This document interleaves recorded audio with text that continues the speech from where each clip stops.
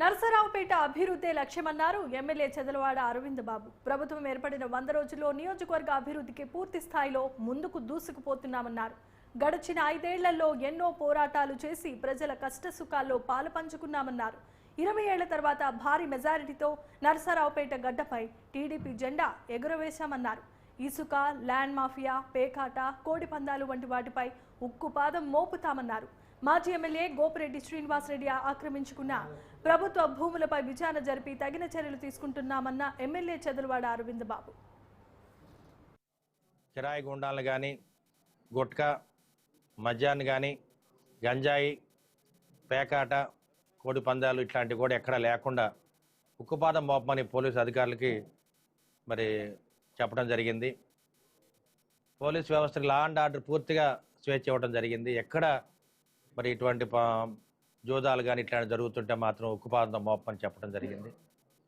ఎందుకంటే ఎక్కడైతే ఆడపిల్లని ఇబ్బంది పెడుతున్నారో కిరాయి గుండాలు కానీ, గంజాయి మత్తులో వాళ్ళందరినీ కూడా ఎక్కడ కూడా క్షమించకుండా వాళ్ళ మీద ఉక్కుపాదం మోపమని పోలీసు అధికారులు చెప్పడం జరిగింది. అదేవిధంగా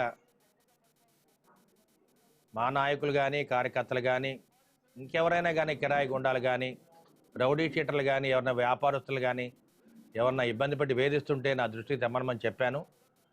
ఎవరైనా కానీ వ్యాపారస్తుల జోలికి వెళ్ళినప్పుడు కానీ ఉంటే కనుక వాళ్ళ మీద క్షమించకుండా కేసు మోపమని నమోదు చేయమని కూడా పోలీస్ వ్యవస్థకి చెప్పడం జరిగింది. ఎందుకంటే ఎవరి పనులు వాళ్ళు చేసుకోవాలి, స్వేచ్ఛగా బతకాలి. అందుకని అక్రమంగా ఎవరిని వేధించడం మంచి పద్ధతి కాదని చెప్పడం జరిగింది. అదేవిధంగా ఒకటే కోరుకునేది,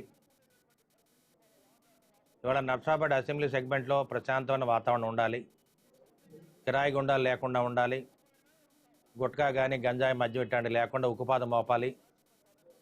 అదేవిధంగా అక్రమంగా ఎవరైనా ఆస్తులు అనుకుంటే కనుక దాన్ని క్షమించకుండా పోలీస్ వ్యవస్థ పనిచేయాలి.